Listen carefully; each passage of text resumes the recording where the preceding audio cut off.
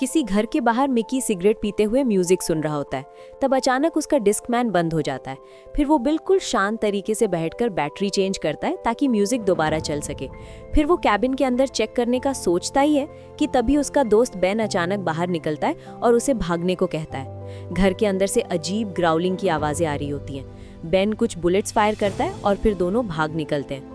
तब पता चलता है कि ज़ॉम्बी अपोकलिप्स को कुछ महीने हो चुके हैं और अब बेन और मिकी बिना किसी फिक्स डेस्टिनेशन के इधर-उधर घूम रहे हैं। दोनों पहले बेसबॉल प्लेयर्स थे और बेन ज़ॉम्बी मारने में बैट के साथ काफ़ी एक्सपर्ट है। मिकी अभी तक लड़ना सही से सीख नहीं पाया है। जहाँ कहीं सप्लाईज मिलती हैं वो उठा लेते हैं और जो जगह थोड़ी सेफ लगती है वहाँ रुककर बस ज़िंदगी को समझने की कोशिश करते हैं।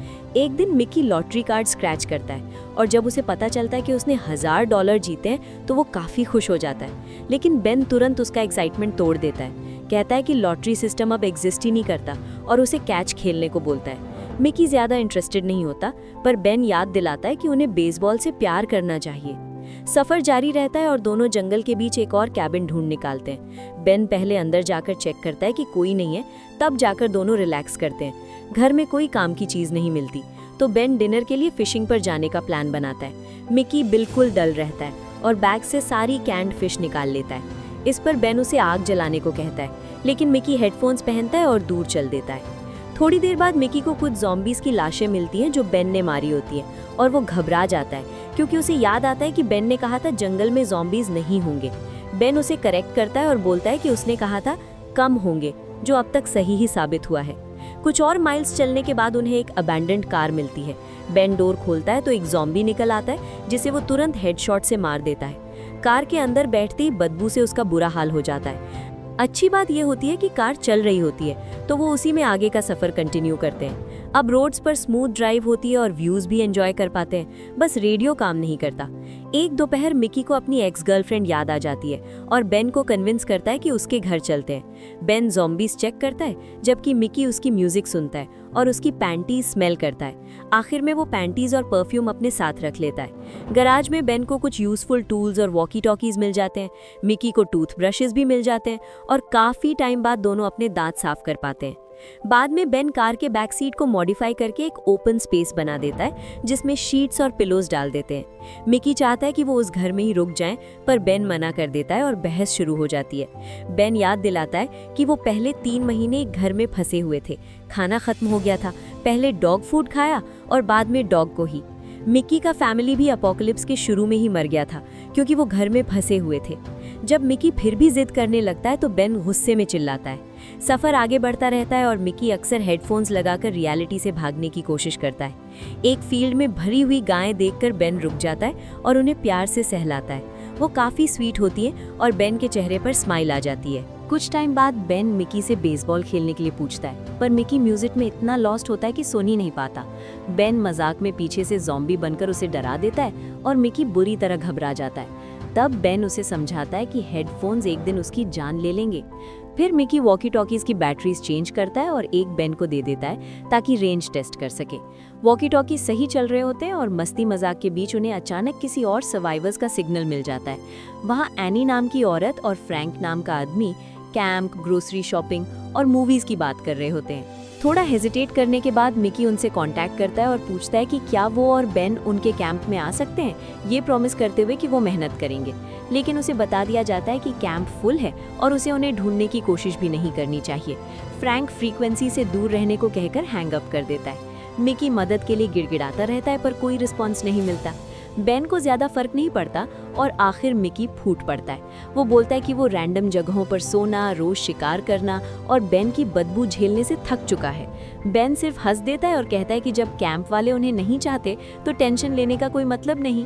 अगले कुछ दिन मिकी लगातार कैंप से कांटेक्ट करने की कोशिश करता रहता है पर कोई जवाब नहीं आता। बेन उसे एनी का नाम लेते सुन लेता है और समझ जाता है कि मिकी बस एक आवाज़ पर क्रश बना चुका है। वो उसका मजाक उड़ाता है, बोलता है कि मिकी उसे एक्शन मूवीज़ वाली हॉट लड़की इमेजिन करता होगा जबकि असल में शायद वो कोई बुढ़िया हो। मिकी बेन को इंसल्ट करता है कहता है कि अपोकलिप्स में वेट बढ़ाने वाला वो अकेला बंदा है। बेन बुरा नहीं मानता और कहता है कि वैसे भी वो मिकी को जानता ही एक ही आदमी है। थोड़ी देर बाद दोनों एक मोटेल पर रुकते हैं। बेन कार में वेट करता है जबकि मिकी जिद करता है कि रूम्स चेक करने चाहिए। जैसे बेन ने कहा था, एक रूम ज़ॉम्बी से भरा होता है और बेन को ही जाकर उनसे लड़ना पड़ता है, जबकि मिकी हमेशा की तरह छुप जाता है।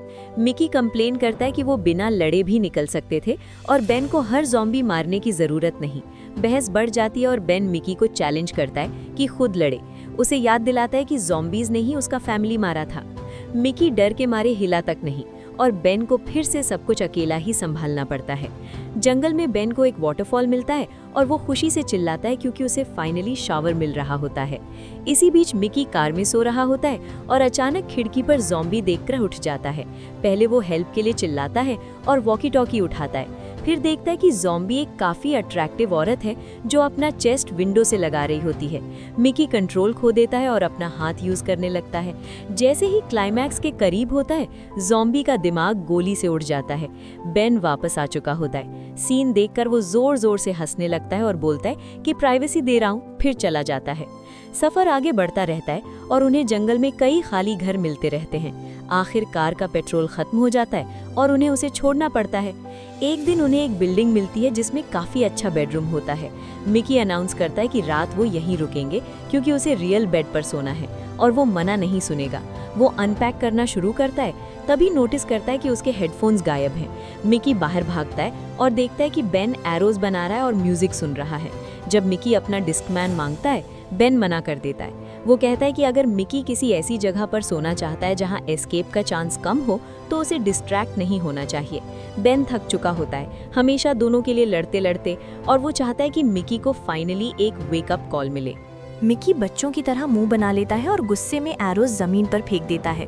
डिनर के टाइम बेन कार वाले ज़ॉम्बी गर्ल सीन पर उसका मजाक उड़ाता है, लेकिन मिकी बिना रिप्लाई दिए बेडरूम चला जाता है। वहां वो एक बार फिर वॉकी टॉकी ट्राई करता है और इस बार एनी जवाब देती है। एनी कहती है कि उससे बात करने पर प्रॉब्लम हो सकती है और कैंप उतना परफेक्ट नहीं है जितना मिकी सोच रहा है। मिकी जिद करता है, कहता है कि पेड़ पर सोने से तो कैंप ही बेटर होगा। वो ये भी बताता है कि वो और बेन असल में दोस्त नहीं थे, बस टीममेट्स थे जब अपोकलिप्स शुरू हुआ। एनी उसे ज्यादा कंप्लेन करने वाला बोलकर कॉल काट देती है। इधर बेन म्यूजिक सुनते हुए ड्रिंक करता है और लिविंग रूम में डांस कर रहा होता है। कुछ अजीब आवाज सुनकर वो चेक करने जाता है और सब क्लियर करने के बाद वापस आता है। मिकी को बिल्कुल बेबी की तरह सोता देखकर बेन और इरिटेट हो जाता है। मिकी की केयरलेसनेस से तंग आकर वो एक लेसन देने का प्लान बनाता है। बेन बैट बेड पर छोड़ देता है, पहले पकड़े हुए ज़ॉम्बी को रूम में लाता है, मिकी को जगाता है और डोर लॉक कर देता है। मिकी मदद के लिए चिल्लाता है पर बेन बोलता है कि उसे खुद को डिफेंड करना सीखना होगा। लंबी स्ट्रगल के बाद मिकी बैट से ज़ॉम्बी को मार देता है। बेन डोर खोलता है और प्राउड फील करता है, लेकिन मिकी गुस्से में उस पर टूट पड़ता है, उसे 2-3 पंचेस मारता है और भाग जाता है। जंगल में मिकी ब्रेक डाउन करता है और एनी वाली पूरी बात बताता है। बेन उसे वापस घर ले आता है। दोनों वॉशअप करते हैं और बेन बेसबॉल, मजाक और फनी आवाज़ों से मिकी को नॉर्मल करने की कोशिश करता है। वो समझाता है कि एनी सिर्फ रेडियो की एक आवाज़ थी। इसके बाद मिकी ज़्यादा अलर्ट हो जाता है, फिशिंग करता है, म्यूज़िक कम सुनता है और बेन के साथ बातें भी करता है। ऑर्चर्ड मिलने पर दोनों एप्पल्स खाते हैं और बेसबॉल खेलते हैं। आगे चलकर उन्हें 2 अबैंडन्ड कार्स मिलती हैं। वो एक से पेट्रोल निकालकर दूसरी में भरना चाहते हैं।